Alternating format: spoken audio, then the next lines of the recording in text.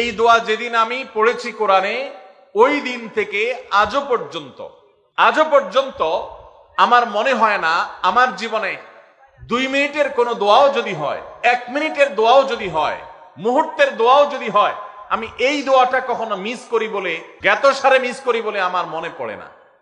ছাত্র জীবন থেকে শুরু করেছি, আজও পড়ে যাচ্ছি। আলহামদুলিল্লাহ, আল্লাহর কাছে শুকরিয়া আদায় করে আপনাদেরকে বলতে পারি, এই দোয়ার সুফল আমি নিজের চোখে দেখেছি, আমি নিজে ভোগ করছি। এজন্য আপনাদেরকে আমি বলতে চাই, বিবাহিত হন কিংবা অবিবাহিত হন, আপনার দাম্পত্য জীবনের সুখের জন্য সর্বপ্রথম এবং প্রধান করণীয় হলো এই দোয়া। এর বাইরে আরো সাধারণভাবে আল্লাহ তাআলার কাছে দোয়া করতে থাকা, যেন আল্লাহ তাআলা আপনাকে এমন একজন জীবন সঙ্গী দেন।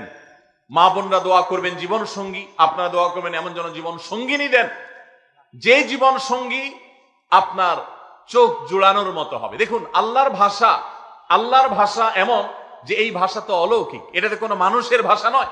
দোয়ার ভাষ্য লক্ষ্য করেন, আল্লাহ শিক্ষা দিচ্ছেন আমাদেরকে, রব্বানা হাবলানা মিন আজওয়াজিনা ওয়া যুররিয়াতিনা কুররাতা আয়ুন, হে আমাদের রব, আমরা আপনার কাছে এমন স্ত্রী চাই, এমন সন্তান চাই, এমন পরিবার চাই, যেই পরিবারের সদস্য, আমার স্ত্রী, আমার সন্তানরা আমার নয়ন জুড়াবে, আমার চোখ জুড়াবে, এরকম মানুষ চাই। একটু ভাষাটা লক্ষ্য করুন। আমরা সাধারণত দোয়া করলে কি চাই?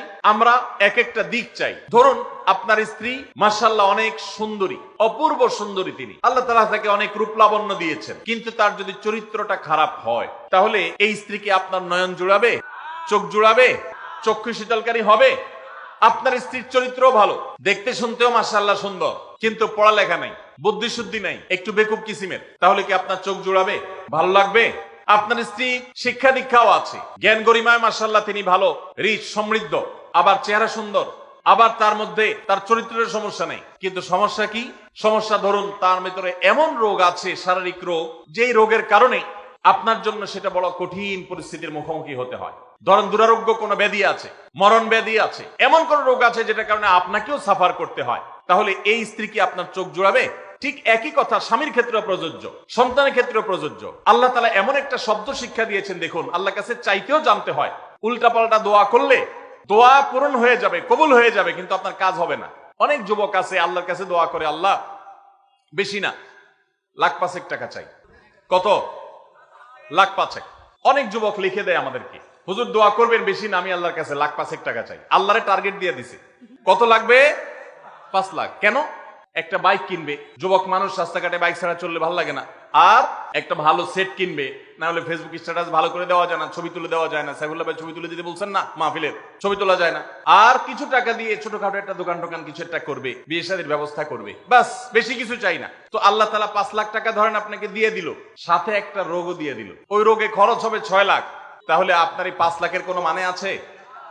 আপনারা একটা প্রসিদ্ধ ঘটনা অনেকেই শুনেছেন, একটা চুটকি, যে এক যুবক দোয়া করছে, আল্লাহ তোমার কাছে আমি এমন একটা লাইফ চাই, বিশেষ করে বেকার যুবকরা এগুলো বেশি দোয়া করে, আল্লাহ তোমার কাছে এমন একটা লাইফ চাই, বেশি কিছু না, যে লাইফে 2 হাত ভর্তি টাকা থাকবে আর আশপাশে শুধু নারী আর নারী থাকবে, এরকম একটা লাইফ চাই। তো আল্লাহ তাআলা তার দোয়া কবুল করে ফেলছে। দোয়া কি করছেন? কবুল করে ফেলছে। দোয়া কবুল করছেন কিভাবে?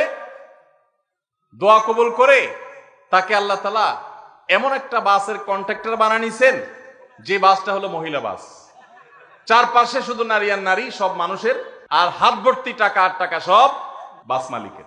দোয়া কিন্তু কবুল হয়ে গেছে। তো আল্লাহ তাআলার কাছে উল্টাপাল্টা দোয়া করলে কি হয় দেখছেন? দেখুন, দাম্পত্য জীবনে সুখের জন্য দোয়া কিভাবে করতে হবে আল্লাহ শিখিয়ে দিয়েছেন। রব্বানা হাবলানা মিন আজওয়াজিনা ওয়া যুররিয়াতিনা কুররাতা আয়ুন, আল্লাহ আমার পরিবারের সদস্যরা যেন এমন হয় যে তাদেরকে দেখলে আমার নয়ন জড়িয়ে যাবে। অর্থাৎ নয়ন জোড়াতে হলে সব দিক থেকে পারফেক্ট হতে হবে, সব দিক থেকে ভালো হতে হবে, তখনই তো দিল জোড়াবে।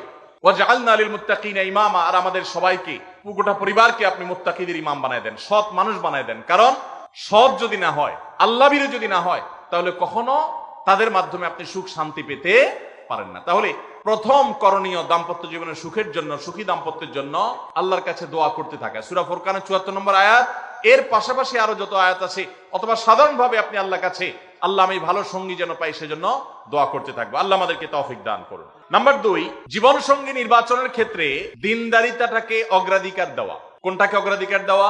ধার্মিকতাকে অগ্রাধিকার দেওয়া। নবী করিম সাল্লাল্লাহু আলাইহি ওয়াসাল্লামের প্রসিদ্ধ একটা হাদিস আপনারা অনেকে শুনেছেন। তিনি বলেছেন, তুনকাহুল মারআতু লিআরবা। চারটি জিনিস দেখে সাধারণত মেয়েদেরকে বিয়ে করা হয় বা মেয়েরা ছেলেদেরকে বিয়ে করে। চারটি জিনিস, সে চারটি জিনিসে একটি হলো লিমালিহা। সাধারণত পয়সা করে দেখে বিয়ে করা হয়। অনেক ছেলে ফেলে আছে দেখবেন, ছেলে ফেলে কি মুরব্বীরাও আছেন অনেকে, যে ছেলে বিয়ে করার জন্য পয়সাওয়ালা বাপের মেয়ে খোঁজে। আছে না নেই? পয়সাওয়ালা বাপের মেয়ে খোঁজে। কত যুবক যে পর্যন্ত চিরকুট লিখে পাঠিয়েছে আমাদের কাছে যে হুজুর বেকার, এর জন্য কেউ মেয়ে বিয়ে দিতে চায় না। আবার অনেকে লিখে পাঠিয়েছে হুজুর সরকারি চাকরি ছাড়া মেয়ের বাবারা মেয়ে দিতে চায় না। আছে না এই সমস্যা?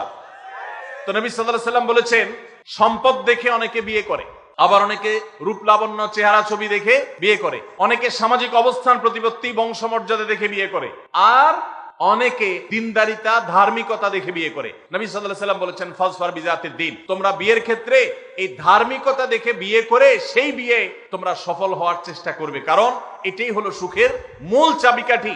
আপনার স্ত্রী, আপনার স্বামী, আপনার জীবন সঙ্গী সঙ্গিনী যদি নেককার হন, আল্লাহভীরু হন, তার যদি কোন একটা জায়গায় সারেন্ডার করার জায়গা থাকে, তো আপনি নিশ্চিত থাকতে পারেন তাকে নিয়ে আপনি সুখে থাকবেন। আর যদি সে আল্লাহর কাছে নিজেকে সারেন্ডার না করে, আল্লাহর কাছে নিজেকে আত্মসমর্পণ না করে, মুত্তাকি না হয়, আল্লাহভীরু না হয়, তাহলে তাকে দিয়ে আপনি কখনো প্রকৃত সুখ সন্ধান করতে পারবেন না। এজন্য ভাইরা, দাম্পত্য জীবনের সুখের জন্য দ্বিতীয় গুরুত্বপূর্ণ বিষয় হলো জীবন সঙ্গী সঙ্গে নির্বাচন করার ক্ষেত্রে অন্য যাই থাকুক আর না থাকুক ধার্মিকতা আছে কিনা এটা দেখতে হবে। এটা যদি দেখেন তাহলে সেক্ষেত্রে ইনশাআল্লাহ আপনি সুখী হবেন। ধার্মিকতার আবার সংজ্ঞা কি? এখানে মুশকিল হলো আজকাল মেয়েদের বোরকা পরলেই মনে করা হয় ধার্মিক, ছেলেরা নামাজ পড়তেছে মনে করা হয় ধার্মিক। এটুকুই শুধু ধার্মিকতার সংজ্ঞা নয়। ধার্মিকতার সবচেয়ে বড় সংজ্ঞা হলো কোরআন এবং হাদিসের সামনে সে নিজেকে আত্মসমর্পণ করে কিনা, সে সারেন্ডার করে কিনা। আল্লাহর নির্দেশ পেয়েছে, রাসূলের নির্দেশ পেয়েছে, আল্লাহর নিষেধাজ্ঞা রয়েছে, সেই জায়গায় সে থেমে যায় আর সে আগে বাড়ে না, নিজেকে সমর্পণ করে দেয়, মাথা নত করে ফেলে। এরকম যদি হয় তাহলে সেই ছেলে নিয়েও সুখী থাকবেন, সেই মেয়ে নিয়েও সুখী থাকবেন। আমি বিশেষ করে মেয়ের বাবারা যারা নিজের মেয়ে বিয়ে দেওয়ার জন্য সরকারি চাকরিজীবী খুঁজেন, পয়সাওয়ালা খুঁজেন, বিভিন্ন বড় বড় পদে থাকা মানুষগুলোকে খুঁজে বেড়ান, আমি তাদেরকে বলি, আপনার মেয়ের জন্য ফজরের নামাজের সামনের কাতারে থাকা যুবকগুলোকে খুঁজে বের করেন।